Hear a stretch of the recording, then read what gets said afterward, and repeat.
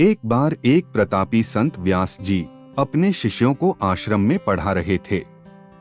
उनके बहुत से शिष्य थे। व्यास जी रोज अपने शिष्यों को नई नई बातें सिखाते और ज्ञान ध्यान की बात भी समझाते। धीरे धीरे वक्त बीतता गया और सभी शिष्य अपनी विद्या में पूर्ण हो गए तो संत ने कहा, अब आप कहीं भी जाकर अपनी आगे की साधना कर सकते हो और लोगों में अपने ज्ञान का प्रचार कर सकते हो। धीरे धीरे सभी शिष्य गुरु जी से आज्ञा लेकर अपने अपने रास्ते चल दिए।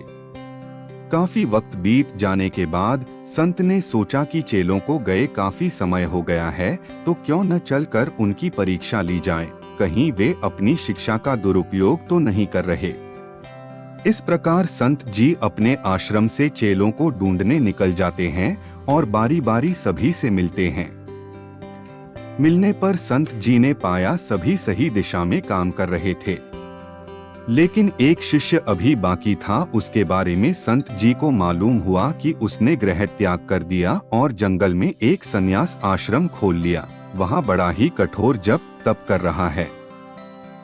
संत जी यह बात सुनकर बहुत प्रसन्न हुए और उससे मिलने जंगल की ओर चल दिए। जंगल में शाम के समय एक बहुत ही खूबसूरत औरत पायल की छमछम की आवाज करती हुई आश्रम में आती है और देखती है कि बाबा जी आंख मूंदकर भक्ति में लीन हैं। वह खूबसूरत औरत बाबा के थोड़ा पास जाती है और अपनी चूड़ी व पायल खनकाती है। छमछम की आवाज से जब बाबा ने आंख खोली तो देखा सामने एक बहुत सुंदर स्त्री खड़ी है। पिता की 4 सीख।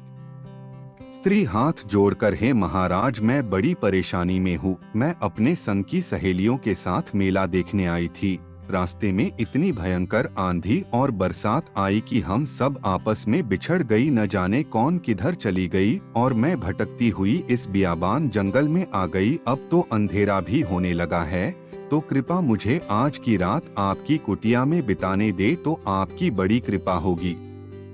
बाबा जी, अरे बावली, न यहाँ स्कूल नहीं, इस बियाबान में धर्मशाला, यहाँ तो बस मेरी एक कुटिया ही है।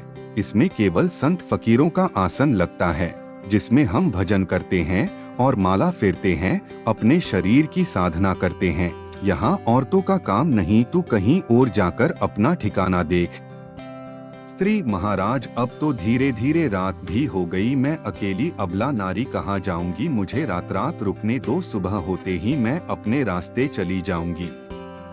बाबा कुछ सोचते हुए, चलो एक काम करो, मेरी आसन माला बाहर लाकर रख दो और तुम कुटिया में जाकर सो जाओ और सुबह तक बाहर मत निकलना। अंदर से कुंडी लगा लेना। हाँ, मैं बार बार कह रहा हूँ, रात को बाहर मत निकलना क्योंकि मेरी भक्ति में बाधा उत्पन्न होती है। स्त्री, ठीक है महाराज।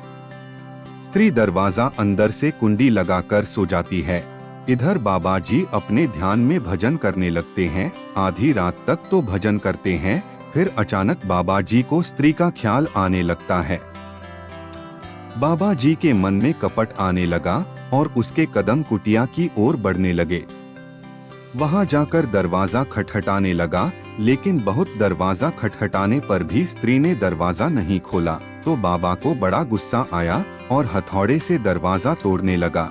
काफी मेहनत के बाद दरवाजा टूट गया। रात के समय कुटिया में बहुत अंधेरा था तो बाबा ने अलाव दिया ढूंढकर जला दिया। अलाव की रोशनी में बाबा देखते हैं एक बहुत ही बड़ी बड़ी दाढ़ी, मूंछ और बड़ी जटाओं वाला महाराज आंख मूंदकर माला फेर रहा है।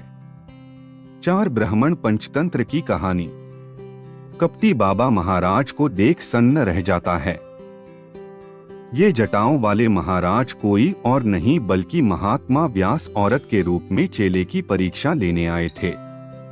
संत की परीक्षा कहानी आपको कैसी लगी, कृपा कमेंट के माध्यम से जरूर बताएं।